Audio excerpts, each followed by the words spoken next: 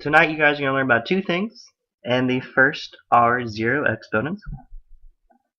So the first question with that is, what is the value of a zero exponent? Well, in class we discovered that when we raise any number to an exponent of 0, the standard form or value is 1.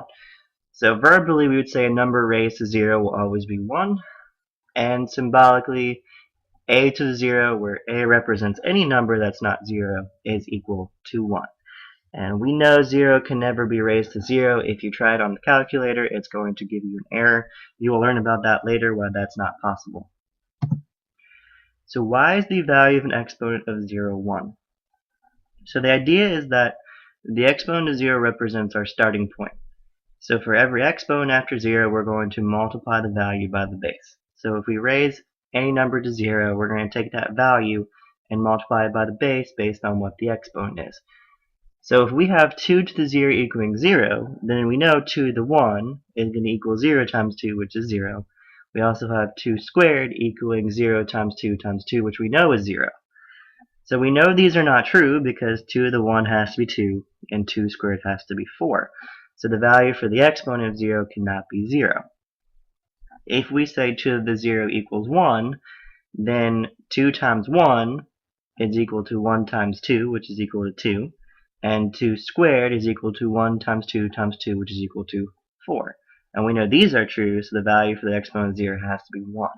We also found in the warm-up that when you graph it, the y-intercept is at 0, 1, where 0 represents the exponent and 1 represents the standard form or the evaluation. So here's the first example.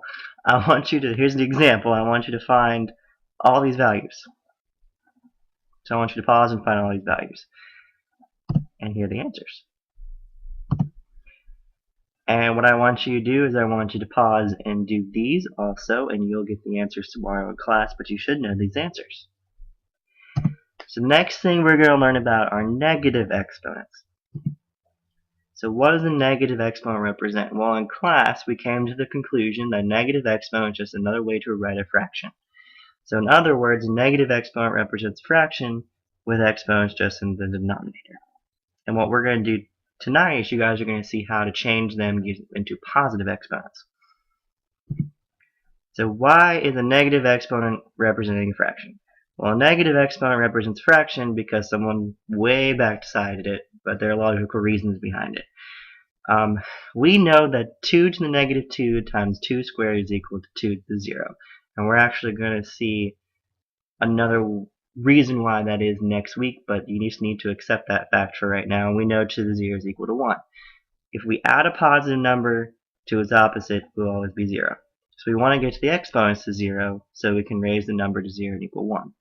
The other way to look at it is 2 to the negative 2 times 2 squared is the same thing as 1 over 4 times 4, which equals 1. Because the product of a whole number and its reciprocal or its fraction will always be 1. So it really comes down to a positive number and its opposite always being 0 when we add them, and a whole number times its reciprocal always being 1. So that's where it really comes from, but someone decided it was going to be that way back when. So definitions for negative exponents, you need to know these, which basically, the first one is if your negative exponent is in the top, you bring it to the bottom and change the sign of the negative exponent. If your negative exponent is in the bottom, as in the second one, you bring it up and change the sign of the exponent. And if you have a negative exponent in the top and the bottom, you flip them and change the sign. That's all you're really doing. You just have to make sure you're multiplying by whatever in the top or the bottom. So here's the first example. The first example says rewrite the following with positive exponents, then evaluate or find the answer. And no, this does not mean you can change the negative 2 to 2 and evaluate that way. We actually have to rewrite this using the definitions.